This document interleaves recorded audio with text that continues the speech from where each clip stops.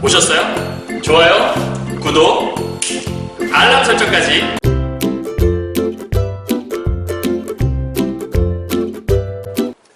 안녕하세요. 경화여고 1학년, 이제 고2를 올라가는 1학년 학생 여러분 만나서 반갑고요. 전국에서 국어를 공부하시는 학생 여러분 만나서 반갑습니다. 선생님은 세계 최강 국어쌤 조인수 선생님입니다.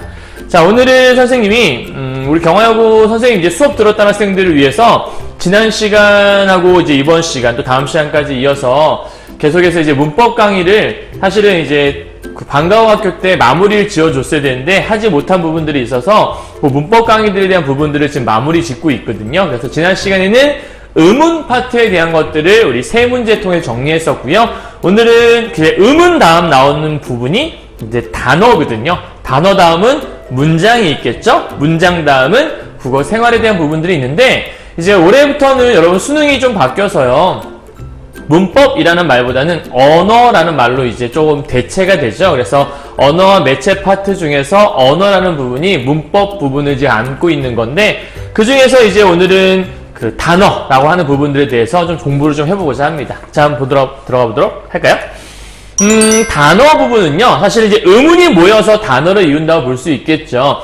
선생님이 사실은 이제 문법 강의에 대한 것들을 개념 기초부터 쭉 잡아서 한번 강의를 찍어볼까 했는데, 그러면 한 20시간 정도, 뭐 적어도 10강 정도는 있어야 되겠더라고요. 그런데, 이번에 선생님 학교가 이제 겨울방학 때 공사를 해요. 그래서 학교라는 공간에서 이제 찍을 공간이 없어요. 안타깝게도. 그래서 이번 겨울 때 찍을 수가 없어서 지금 짤막하게나마 좀 짧게 압축 강의를 좀 찍고 있는 거고요. 그래서 지금은 선생님이 중간중간 필요한 개념들은 설명을 드리긴 하지만 어쨌든 여러분 혼자 좀 스스로 뭔가 문법 강의 찾아서 기본 개념을 좀 익혀볼 필요는 있는 것 같아요.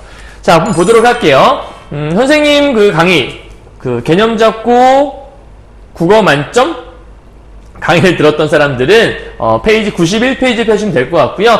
혹시 이제 이 교재가 없는 사람들도 들을 수 있어요. 2018학년도 2학년 4월 문제에 해당하는 부분이니까 찾아서 공부하시면 되고요. 교재가 없다 그러면 열심히 들어라도 보시면 도움이 될 수 있을 겁니다. 자, 한번 보도록 하죠.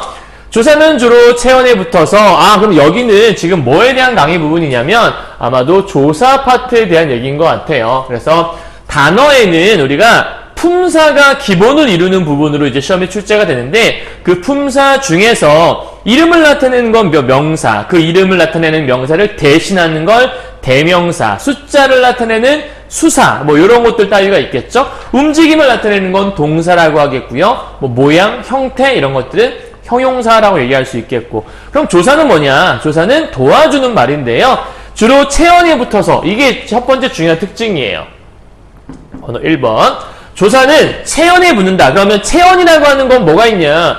우리 문법의 기본사항인데 체언에는 명사, 대명사, 수사. 그래서 어떤 유튜브 동영상을 보니까 거기에 명대수라고 나와 있더라고요. 뭐 사람 이름처럼 뭐 대수씨, 명대수씨 뭐 이렇게 나와 있는 것 같은데 명사, 대명사, 수사를 얘기하는 거고요. 그 체언이라는 것들이 나왔는데 그 뒤에 뭐가 붙어 있더라. 그러면 조사라는 걸 여러분 이해하시면 돼요. 그 다음 그 체언이 문장 중에 다른 단어와 맺는 관계를 나타내거나 특별한 뜻을 더해주는 단어이다. 그럼 역할을 두 가지라는 거예요. 하나는 다른 단어와 맺는 관계를 나타내거나 또 하나는 특별한 뜻을 더해준다. 정확히 얘기하면 특별한 뜻을 더해주거나 혹은 뜻을 제한하거나 이렇게도 볼 수 있어요. 뭐 쉽게 말하면 뭐 이런 거라고 볼 수 있겠죠. 왜 나만 갖고 그래 라고 얘기한다면 그 만이란 글자는 왜 나만 그래? 나에게 한정을 지어 뭔가 얘기를 하는 거잖아요. 남들도 다 그런데 왜 나만 가지고 그래? 라고 얘기하는 거니까. 그래서 뭔가 특별한 뜻을 더해준다라는 의미는 반대로 뭐 약간 좀 의미를 바꿔보자면 그 사람에게만 좀 제한해서 뭔가 설명하는 말이라고도 표현할 수 있다라는 거예요. 자, 조사는 체언이 문장 속에서 다른 말과 맺는 관계를 표현하는 자, 첫 번째 격조사라는 게 있다는 거고요. 첫 번째 기억해요. 다음 두 번째, 둘 이상의 체언을 같은 자격으로 이어서 하나의 명사구를 형성하는 접속조사가 있대요. 그다음 마지막으로 앞말에 특별한 뜻을 더해주는 보조사가 있대요. 그래서 조사에는 몇 가지가 있다? 총 3가지가 있더라. 첫 번째는 체언이 문장 속에 다른 말과 맺는 관계. 뭐 쉽게 말하면 이런 거예요. 격조사라는 건 다른 말과의 관계를 보여주는 말이에요. 예를 들어 이 단어에 이가 붙으면 다른 단어와의 관계 속에서 얘가 주어 역할을 하게 돼요. 을이나 늘이 붙게 되면 다른 관계와 다른 단어와의 관계 속에서 목적어 역할을 하게 돼요. 그래서 이 격조사라는 건 일종의 자격을 갖추게 만들어주는 거라서 뭐 주어냐 서술어냐 목적어냐 이런 단어를 만들어주는 거예요. 다음 접속조사라고 하는 건 말 그대로 접속, 이어준다는 의미가 있겠죠. 가장 쉽게 말하면 이런 거죠. 나와 너는 친구다 이렇게 얘기했어요. 그러면 이때 와라는 글자는 지금 뭘 이어주는 거냐면 나하고 너를 이어주는 거죠. 그렇죠? 그러니까 나하고 너라는 단어를 서로 이어주고 있는 요게 이제 접속조사라고 얘기하는 거죠. 밥과 우유는 맛있어 할 때 그 와도 마찬가지로 볼 수 있겠죠. 이때 여러분 주의해야 될 건 뭐냐면 이런 것들도 있어요. 나는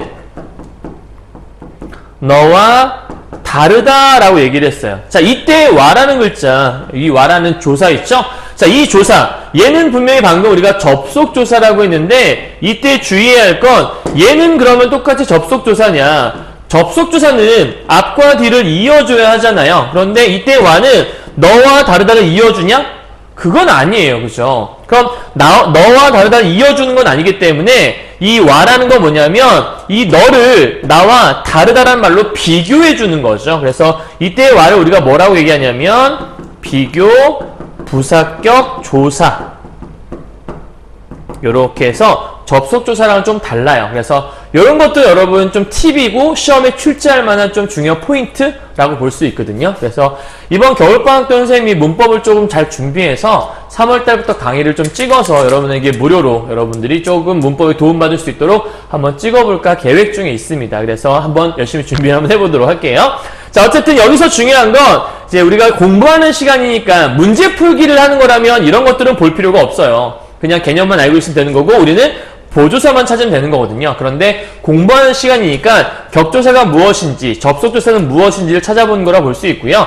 참고로 보조사라고 하는 건 머릿속에 보조사가 되게 많아요, 여러분. 그런데 시험에서 좀 잘 나오는 4가지가 있다. 그게 뭐 있냐면 은는도만이라고 하는 은는도만 이렇게 나오게 되면 요것들은 이 앞에 이제 명사들이 있겠죠. 사람은 아니면 인수는 아니면 너도 아니면 나만 뭐 이런 말들. 그래서 은는도만이란 말이 붙게 되면 이건 전부 다 보조사라고 보시면 돼요. 격조사는 아까 얘기했지만 주격조사, 이가, 목적격조사, 을, 부사격조사, 에게, 에서, 으로 뭐 이런 말들, 서술격조사, 뭐뭐이다 이런 말들이 있겠죠. 그래서 보조사 은는도만이니까 딱 보면 알겠죠, 여러분. 일단 만, 는, 도, 보조사네. 밖에는 없는데. 그죠? 밖에는 없어요. 그죠? 근데 밖에도 보조사라고 하고요. 근데 어떻게 알죠? 이건 여러분 좀 알고 있어야 될 개념 중에 하나인데, 좀 쉽게 문제를 풀려면 5번 한번 확인할 수 있어요. 자, 5번 봐요. 와. 나는 개와 고양이를 좋아한다. 그럼 이때 와라고 하는 건 이 개하고 고양이를 뭐 해주는 거죠? 연결해 주는 거잖아요. 그죠? 그러니까 이때 와라는 건 뭐냐라고 물어본다면 이거는 접속조사다. 이렇게 여러분이 얘기해야지만 아하 그렇구나라고 이해하고 넘어갈 수 있겠네요. 이해하셨나요, 여러분? 여기까지요. 그래서 개와 고양이를 좋아한다 할 때 그때 와는 접속조사이기 때문에 적절하지 않은 거, 보조사가 아닌 걸 골라라 얘기했으니까 답은 5번이구나 라는 걸 우리가 찾을 수 있겠네요. 됐나요? 자, 참고로 공부하는 시간이니까 이때 만이라고 하는 것들은 한정의 뜻을 나타내는, 그러니까 한정한다라는 특별한 뜻을 더해준 거라고 볼 수 있겠고요. 이때 할아버지께서는 이라고 하는 것들, 할아버지께서는 답은 3번이네. 참 여기 1, 2, 3, 4, 5 이렇게 돼 있네요. 그죠? 할아버지께서는 이라고 할 때 이때 주의할 건 뭐냐면 여러분, 이 깨서라는 글자 있잖아요. 이 깨서는 할아버지가 명사란 말이에요. 근데 우리가 할아버지가 뭘 하셔라고 얘기할 수 있는데 할아버지가라고 하지 않고 우리가 뭐라고 하죠? 할아버지께서라고 보통 우리가 얘기를 하죠. 그러면 이때 깨서는 가를 높인 거거든요. 그럼 가는 우리가 주격조사라고 할 수 있는 거니까 이 깨서도 주격조사라고 얘기할 수 있어요. 그렇다면 이 깨서는 격조사인데 하나 특징이 뭐냐면 다른 것들은 체연 뒤에 바로 조사가 붙었는데 이러한 보조사 앞에 격조사가 붙을 수 있구나. 이런 거 여러분 알 수 있다라는 거예요. 그래서 격조사 뒤에 보조사가 올 수 있다니 뭐 이런 것들 여러분이 하나 체크해 두시면 좋을 것 같고요. 그 다음 그는 평생 가족 밖에 마찬가지로 밖에라는 것들은 그러니까 가족만 안다는 거니까 가족이라는 범주 안에 한정을 짓는 거라고 볼 수 있겠죠. 새소리만 들리고 가족 밖에 모르는 거고 한 달도 안 남았다는 것들은 한 달도라는 것들은 뭔가 좀 더함의 의미가 있다라고 볼 수 있는 거죠. 이렇게. 그리고 할아버지께서는 이라고 하는 이 할아버지께서는 그러니까 할아버지는 신문을 보시는 거예요. 딴 사람 말고요. 그죠? 그럼 이때 할아버지는이라는 것들은 할아버지를 강조하는 부분이다. 이렇게 체크하시면 어렵지 않겠네요. 이해하셨나요, 여러분? 여기까지요? 되셨어요? 자, 그래서 이렇게 해서 간단하게 문제가 끝이 났고요. 그럼 여러분 여기서 뭘 알아야 되는 거냐면 조사가 뭔지를 알아야 된다는 거. 이 문제에서 포인트 중에 하나가 그거예요. 조사가 뭔지를 이해하셔야 되고 조사에는 격조사, 접속조사, 보조사라는 게 존재한다. 격조사라고 하는 것들은 문장 속에서 어떠한 자격을 부여하는 것, 접속조사라고 하는 것들은 두 개의 어떤 단어나 혹은 명사구들을 이어주는 것, 보조사라고 하는 건 특별한 뜻을 더해주는 건데 이 보조사의 특징은 그러니까 격조사가 만들 수 있는 대부분의 문장 성분들을 만들 수가 있어요. 나는 너를 좋아해 할 때 그때 는이라고 하는 글자는 그 맨 앞에 붙어서 주어를 만들어주는 거고 인수는 밥은 좋아해. 뭐 예를 들면 여기로 볼까요? 할아버지께서는 그럼 이때 는은 주어를 만드는 는이죠. 보조사요. 근데 신문은 보셨어. 그러면 신문은이라고 했지만 신문을 보신 거니까 그때 은은 을의 의미를 갖고 있는 목적어를 만들어주는 보조사. 그래서 보조사는 수많은 문장 성분들을 만들어낼 수 있다는 게 특징. 요거를 여러분 잘 이해하시면 좋을 것 같아요. 자, 이해하셨나요? 여기까지? 됐죠? 자, 그럼 두 번째 문제 한번 가보도록 하죠. 이번에는 91페이지 똑같은데요, 여러분. 아이고, 죄송해요. 여기 좀 날아갔어요. 자, 91페이지 똑같은 문제인데 요것도 여러분이 단어에 대한 문제라는 것들을 하나 이해하셔야 돼요. 자, 요 문제는 여러분 좀 기억하셔야 될 문제 중에 하나인 건데 왜 그러하냐면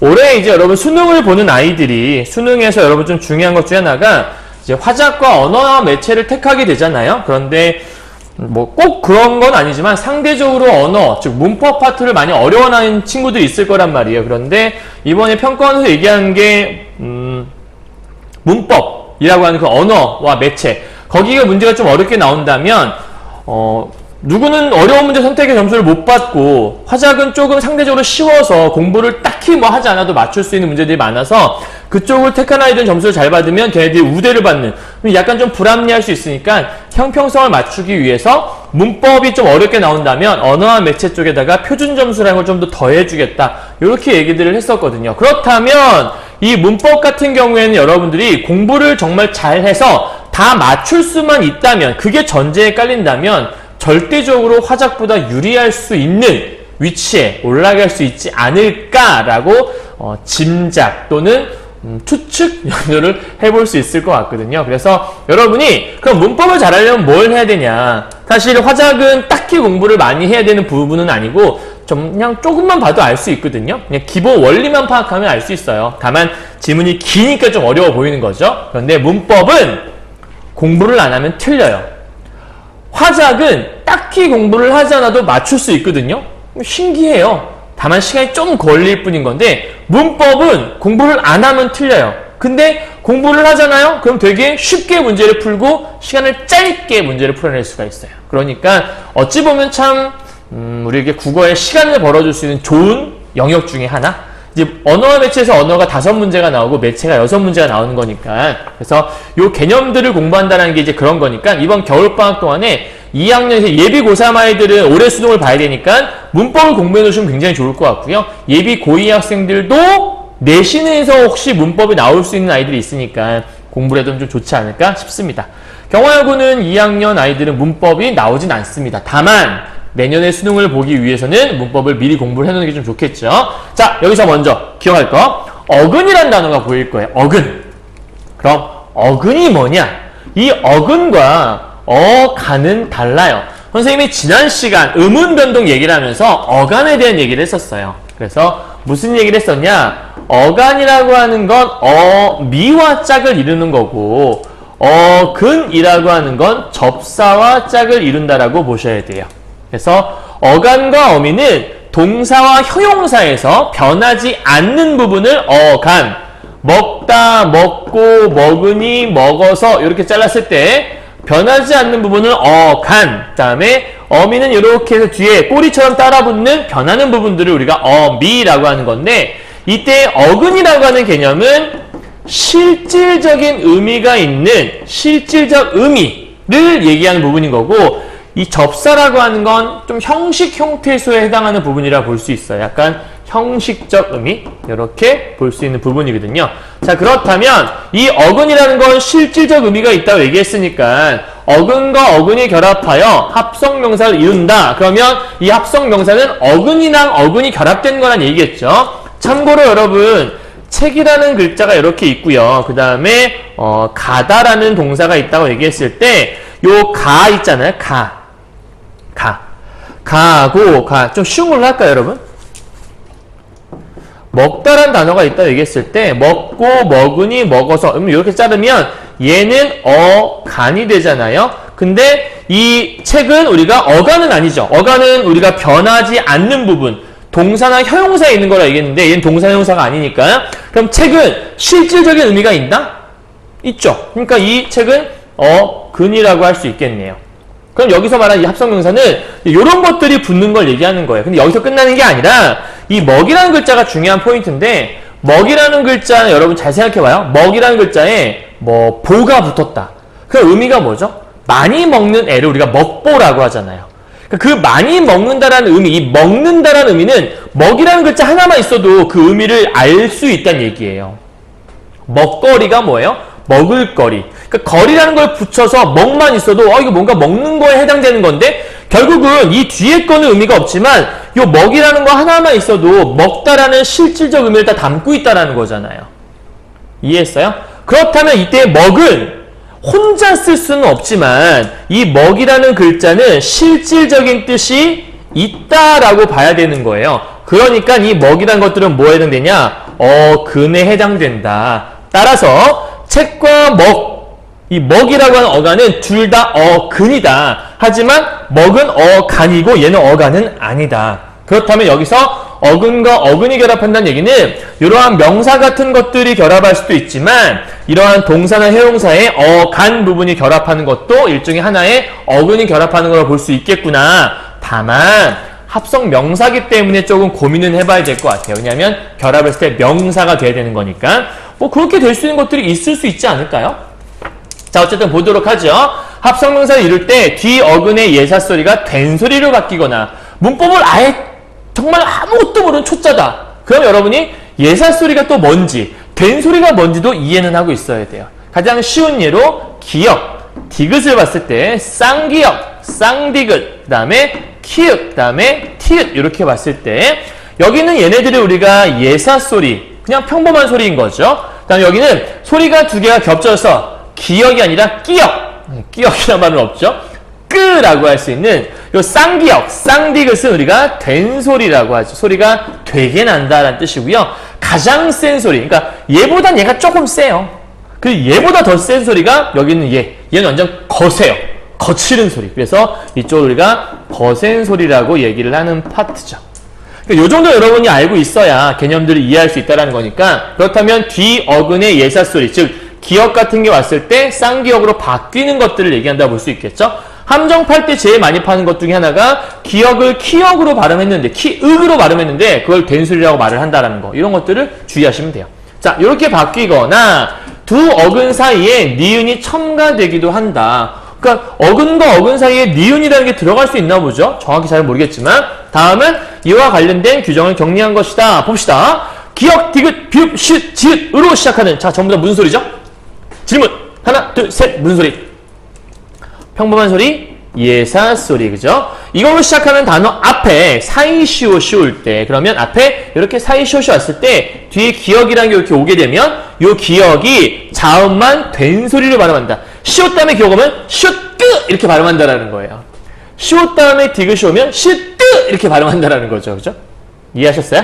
자, 그리고 얘는 우리가 쌍자음으로 발음을 하고 이 사이시옷은 디귿으로 발음하는 것을 허용한다. 자, 주의할 거. 허용이라는 건 원래 그렇게 발음하지 않는다라는 거고요. 거기까지 용납할게 이런 거예요. 그럼 이제 발음이 두 가지가 나와야 되겠죠. 시옷을 그대로 둔 상태에서 디귿으로 바꾸지 않고 시옷을 없애버리는 거예요. 쉽게 말하면 이런 거라고 볼 수 있죠. 자, 여기다 선생님 잠깐 좀 올게요. 예를 들면 이런 거예요. 내 플러스 가 이렇게 있다. 내가 그랬어 할 때 그거 말고요. 시내가 할 때 내가. 자, 그러면 내에다가 가가 오게 되면 우리가 발음할 때 어떻게 하죠? 요렇게 우리가 내가라고 적죠. 자, 이렇게 내가를 적을 때 요 시옷이 들어갔잖아요. 사이에 시옷이 들어간 거예요. 그럼 이렇게 사이에 시옷이 들어갔을 때 뒤에 있는 이 기역만 뭐로 발음한다? 된 소리로 발음한다. 그러니까 얘 발음을 하게 되면 내가 이렇게 해서 사이 시옷 집어넣지 않고 요 기역만 이렇게 발음을 한다라는 거예요. 그런데 원칙, 요게 원칙인 거죠. 그런데 사이 시옷을 디귿으로 발음한 것을 허용한다라고 얘기했으니까 요때 이거에다가 더해서 이 시옷 대신에 디귿을 넣어갖고 내가 이렇게 발음하는 것도 오케이 허용할게 이렇게 얘기를 하고 있는 파트인 거예요. 이해하셨나요?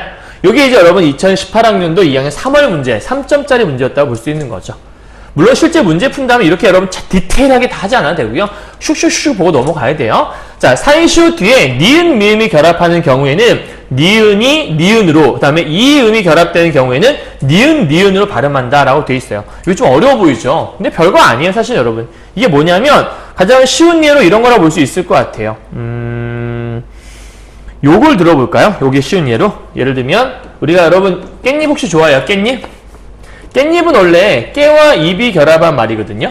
자, 그런데 이럴 경우에 이음이 결합했다. 이렇게 해서 지금 이렇게 이가 왔잖아요. 그렇죠? 두 개가 결합할 때 원래는 여기 이제 시옷이 집어 깻잎 이렇게 쓰잖아요. 그러니까 사이 시옷이 들어오는데 요 사이 시옷 뒤에 이음이 결합됐다. 이렇게 이음이 왔을 경우에는 어떻게 발음을 하느냐? 니은, 니은으로 발음한다고 얘기했으니까 여기다가 니은을 집어넣어주고 여기다가 니은을 이렇게 집어넣는다는 얘기예요. 그러면 어떻게 되죠?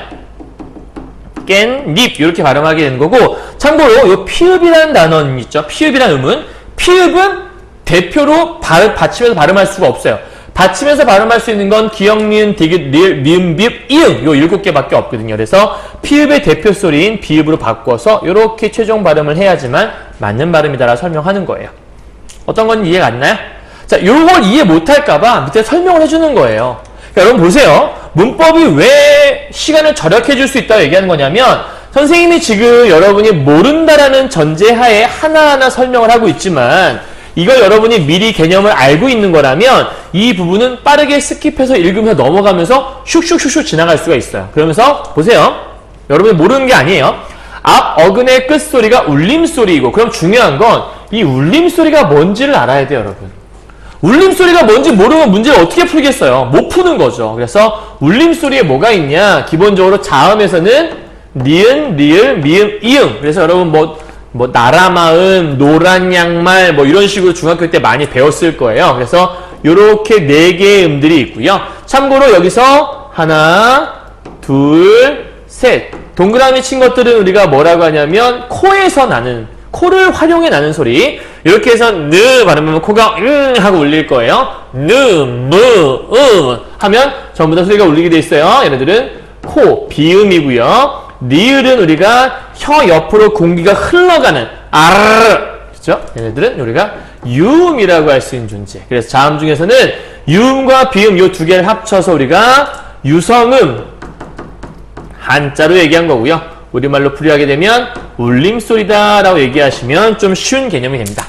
자, 그리고 하나 더 첨가할 게 있어요. 울림소리 4개만 있는 게 아니라 이거에다가 플러스 모든 모음은 전부 다 울림소리. 여기를 여러분 잊으시면 안 됩니다.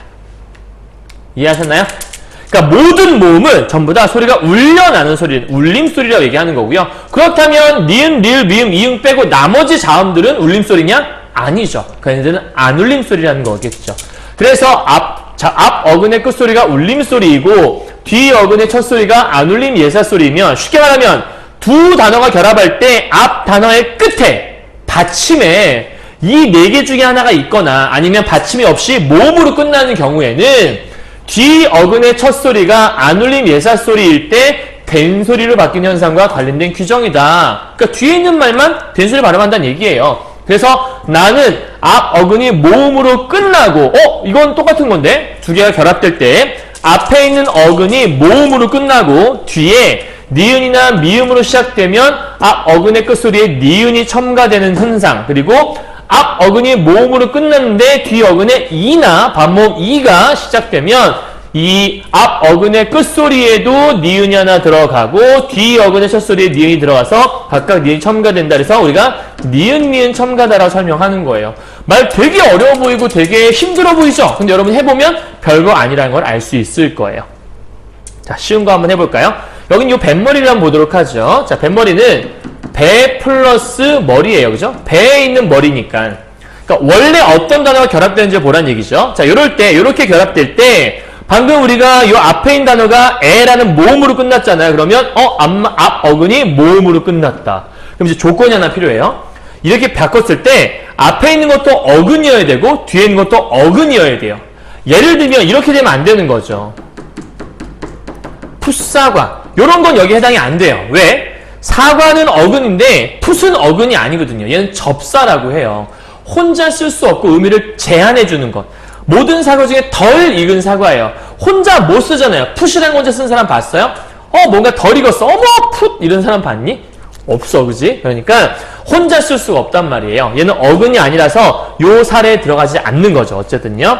자, 그래서 이거는 지금 두 개 어근인데 앞에 말이 모음으로 끝났죠? 뒤에 미음이 왔네요? 그러면 여기는 요거네.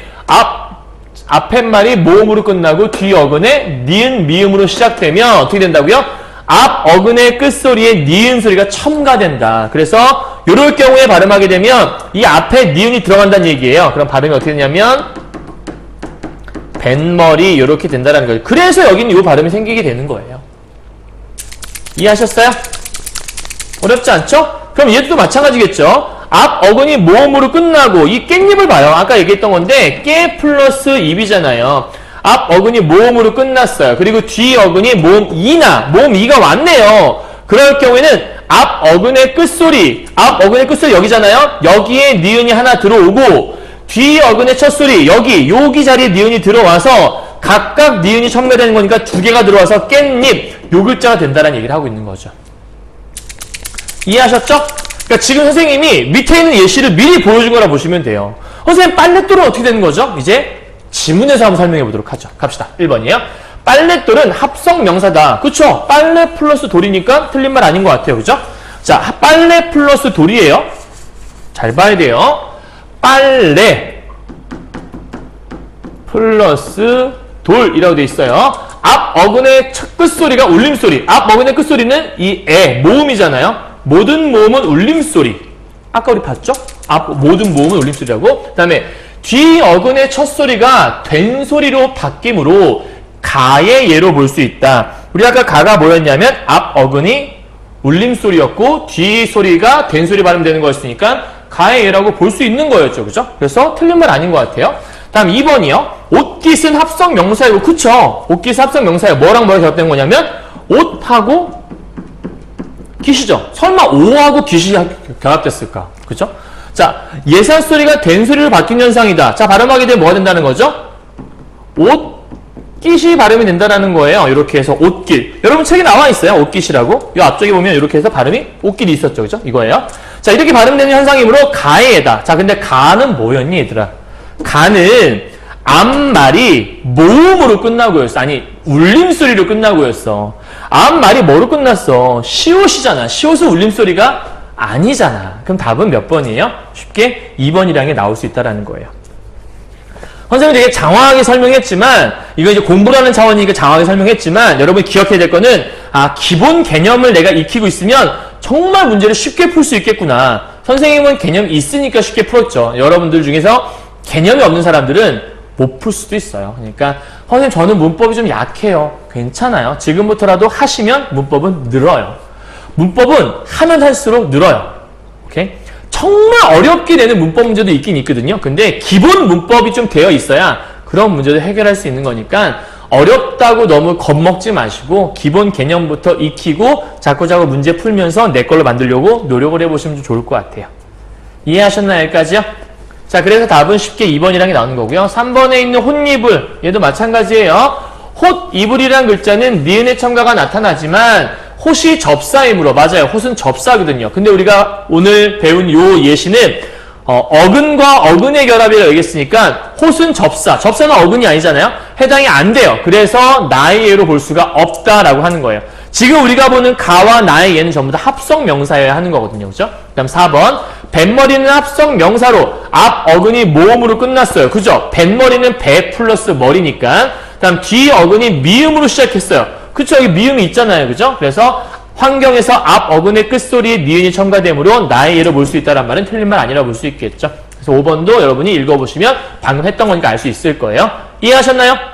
자, 경호여고 학생들 넘어가서 97페이지 있는 거 12번 문제를 한 번 더 보도록 하죠. 갑시다. 자, 요거 하고 오늘의 1차 단어에 대한 첫 번째 파트를 마칠 거예요.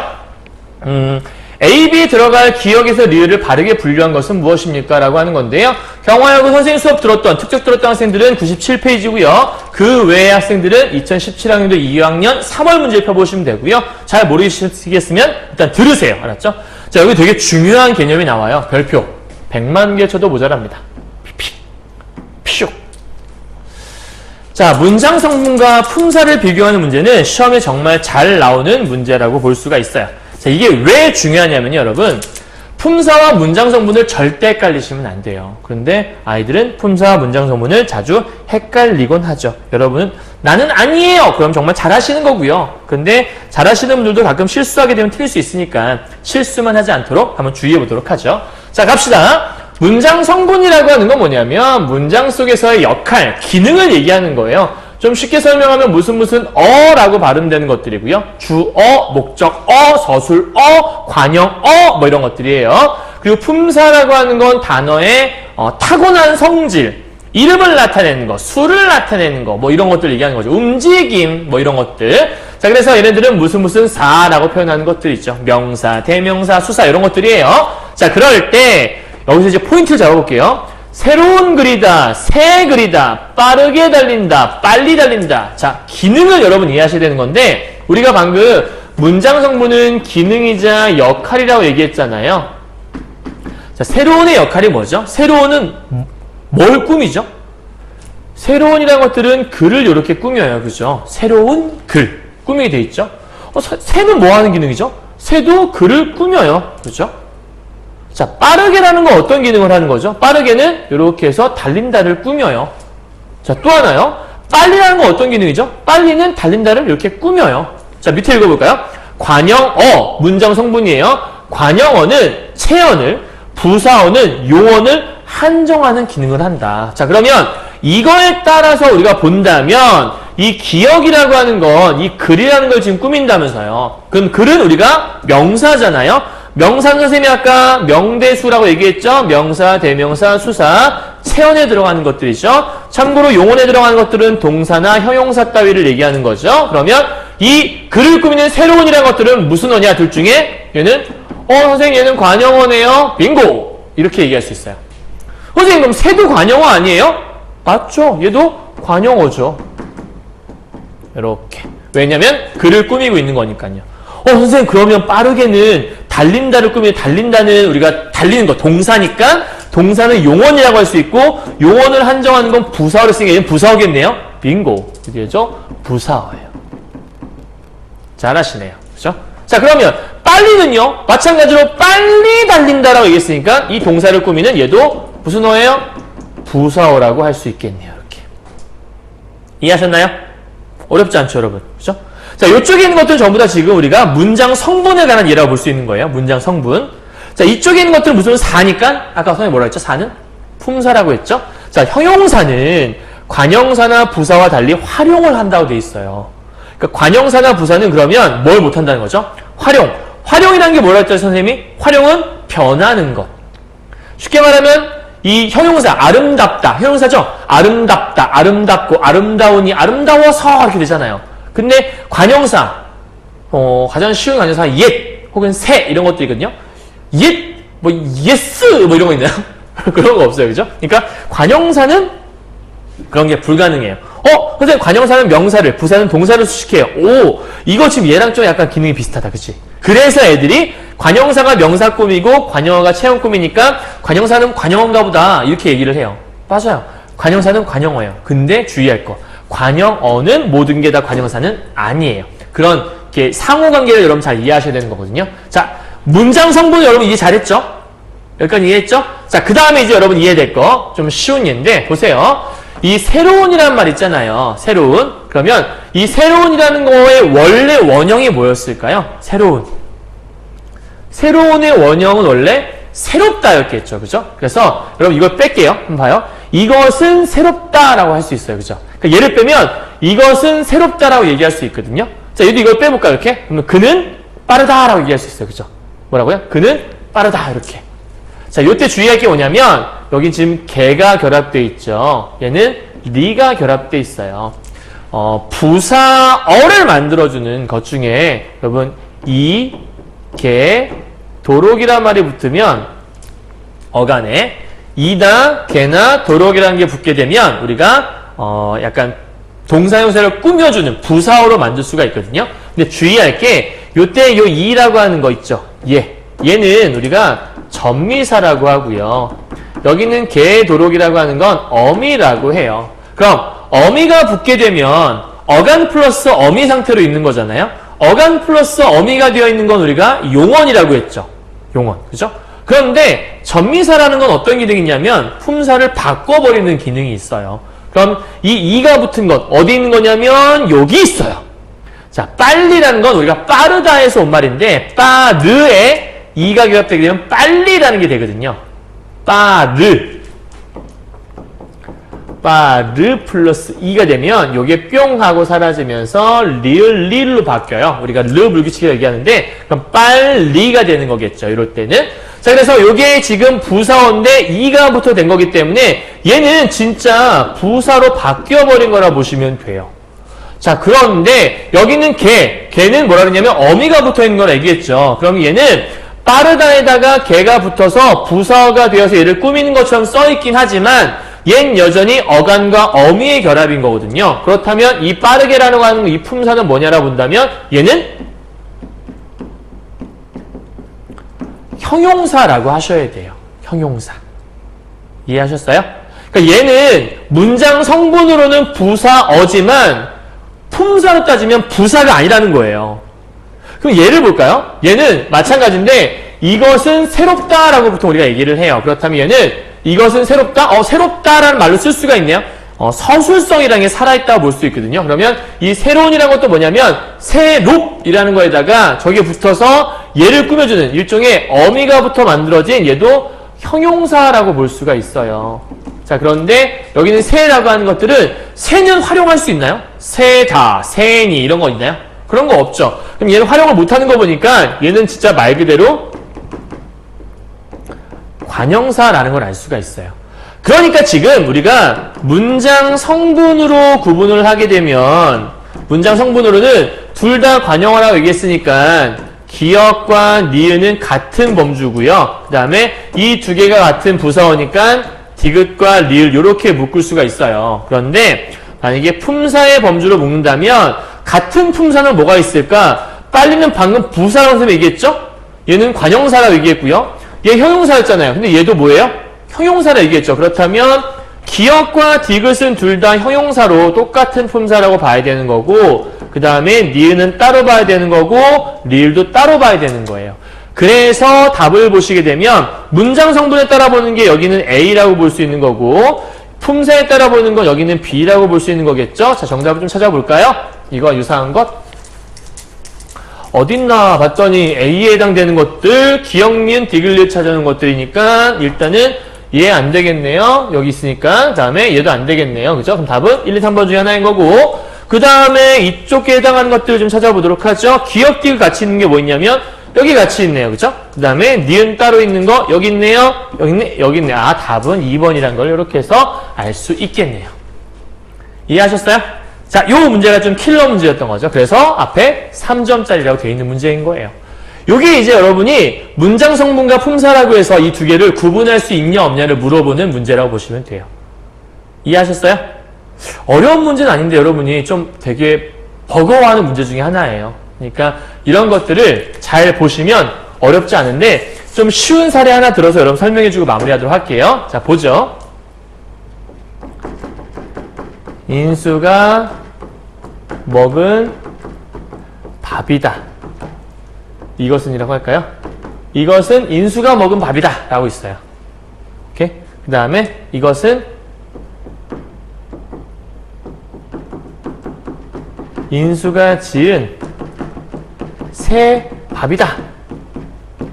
이런 게 있다 쳐봐요. 자, 이때 밥을 기준으로 볼게요.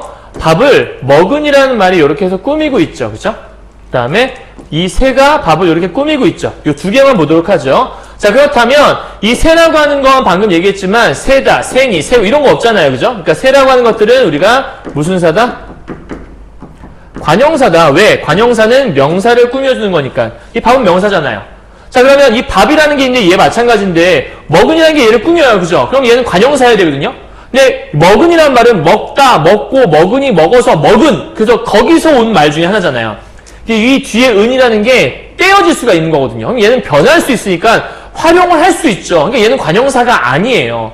그럼 얘 어디서 온 거지? 원래 먹다라는 말에 은이부터 만들어진 거니까 이 먹은이란 말은 어떻게 된 거냐면 먹다에다가 플러스 은이라는 게 붙어 있는 거고 이 은이라는 게 뭐냐면 관형사의 기능을 하게 만들어주는 관형사형 어미라고 하는 거예요.